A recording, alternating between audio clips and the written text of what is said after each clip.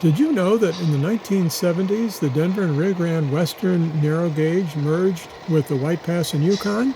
Well, they didn't, but in my basement they did, and this video shows some highlights of our continuing conversion to diesels in the 1970s narrow gauge, and a little shot of the part of my layout you don't normally see called the Town of Opportunity, and we'll also be looking in some detail at the Town of Hope.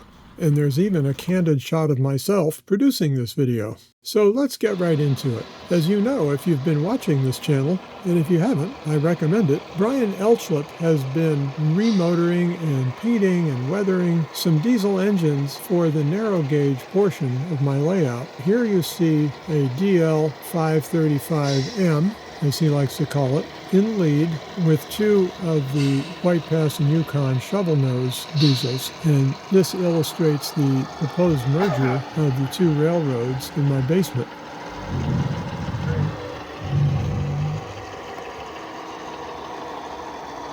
This also is a nice shot of some very narrow scenery, which is still a lot of fun to drive trains through, as you can see here.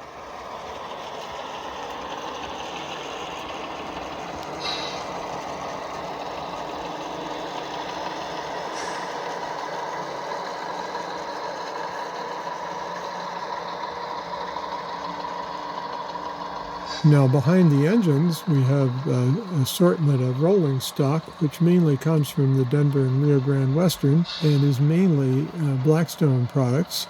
But I intend to add White Pass and Yukon rolling stock to these consists as time allows, so you can look forward to that. Now here the train is rolling along the side of the wall, approaching the Town of Hope.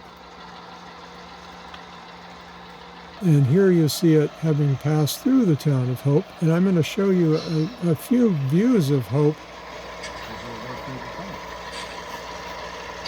And I'll try to do another video of this later because it's pretty interesting. It's only a 6-inch wide shelf. I mentioned this in my recent short on this topic, but it's amazing what you can do with a passing siding and two spurs to make a little town that's full of operating potential.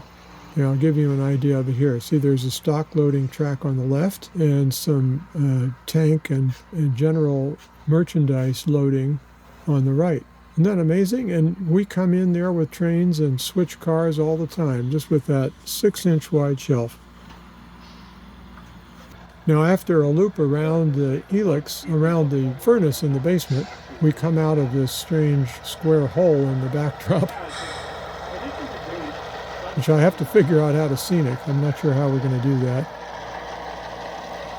And across a rather dubious bridge onto the final Town of Opportunity. You've seen this town in other videos from the side, but I thought I'd hold my phone up to the ceiling and show you what it looks like from high up, even though it's rare that anybody gets to see this angle.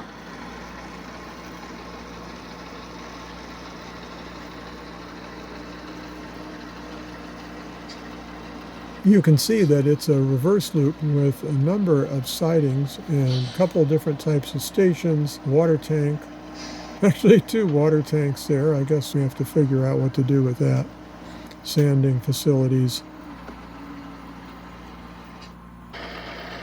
That west side flat car in the closest to you, next to the edge there, was scratch built by Jim Vale, and I was able to purchase it from his estate after he passed away a couple of years ago.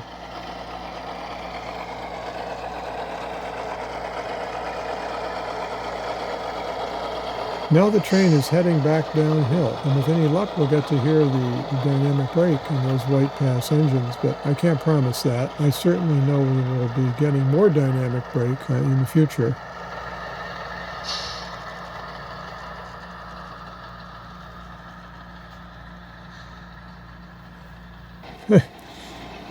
It's amazing what you can do with a very small amount of scenery. In the short that I just recently published, I showed a scene of this too, and I was realizing how nice it is just to look in there and see the train going by a cliff.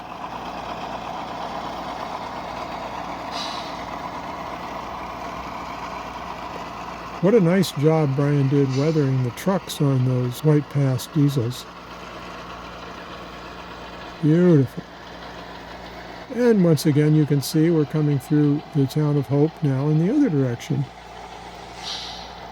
And I'm going to head right up to the ceiling again so you can analyze this. And you can also see the layout of the Delta yard where we have the interchange between the narrow gauge and the standard gauge. Well, that's all we have time for today, but I did want to show you what it looks like when I'm making films. Brian took this picture of me while I was obsessed with the narrow gauge diesels. It's been a while since we did a narrow gauge video, so I hope you enjoyed it, and you've meanwhile been enjoying the other videos on my channel. And for now, this is Burr Stewart wishing you much fun with trains.